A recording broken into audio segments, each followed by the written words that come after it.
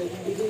Kasi po ngayon ang bilihan po sa merkado is nasa 100 pesos po yata. So makakatipid po ng 30 sa 3 kilo, meron pa po may matitipid na 90 pesos.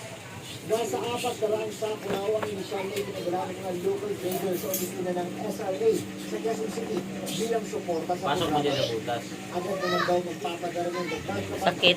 lang pa. Sa ngayon, dito pa lang sa opisina ng SRA sa Quezon City, maging sa Bacolod City, ibinibenta ang murang puting asukal sa halagang 70 pesos kada kilo.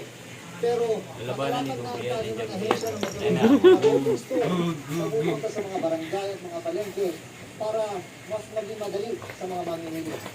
Sabi ng SRA, pansamantalang hakbang lang ang programa ito habang hindi pa todo ang produksyon ng sugar beet sa bansa. Sakaling maging fully operational naman ang mga gilingan ng asukal, sasapat na ang supply ng murang asukal sa merkado. Pero kung sa lugar ng mga supermarket, malabo raw ito nangyari. Iba-iba ka na ng 70. Tupi! 100 a kilo. No? So that this was around early August, end of August. No? Mula nun, it's already October. No? Ah! Gaya, gaya,